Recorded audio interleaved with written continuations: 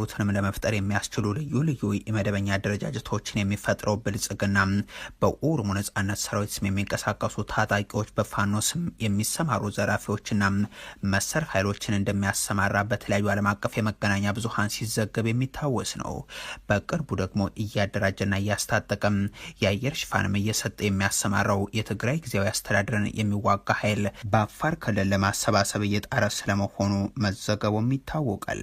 ብልጽግናና ደጋፊዎቹ ሀራ መሬት በሚሉት በአፋር መሬት ውስጥ ያለው የትግራይ የሰላም ኃይልም በቅርቡ የገባበት አጣብቂኝ የሚታወስ ነው።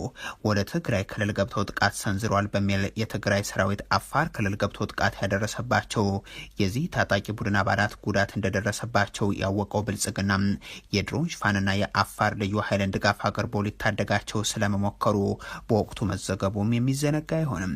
ይሁን እንጂ ከዛን ጊዜ ወዲህም የታጣቂ ቁጥሩ አባላት ተመናምኖም ወደ አንድ ወረዳ እንዲያፈገፍጉ ተደርጓል የሚሉት የአካባቢው ምንጮች የአየር ንብረቱ ሞቃታማነት የሚያስቀምጣቸው ስላለመሆኑም ያክላሉ።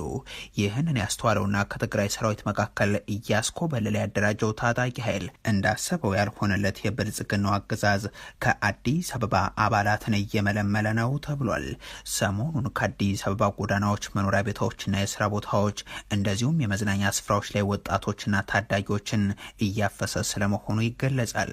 ይህንን የአፈሳ ዘመቻ ሲያካሄድ ካገኛቸው የአዲስ አበባ ነዋሪዎች መካከል የትግራይ ተወላጅ የሆኑትን ወደ እነዚህ ሀራ መሬት ወደሚለው የአፋር ክልል ለመላክ መወሰኑን አንድ የአዲስ አበባ ፖሊስ ኮሚሽን አመራር ለጣቢያችን ተናግሯል። በጉዳዩ ላይ መከላከያና ደህንነት ቢሮም እየተሳተፉ ነው የሚሉት ምንጮቹም በአፈሳ የተገኙትን የትግራይ ተወላጆችን ታጣቂ አድርጎ ለማሰማራት ግዳጅና ማባበያ እንደሚጠቀምም ገልጿል።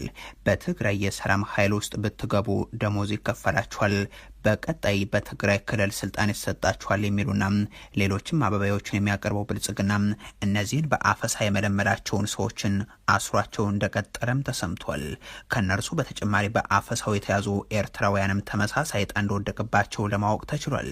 የብልጽግናው መንግስት ከሻዕቢያ ጋር የነበረው መርህ የለሽና የጥፋት ጥምረት ካበቃ በኋላ በኢትዮጵያ ያሉ ኤርትራውያን ችግር ውስጥ መውደቃቸው ሲነገር ቆይቷል።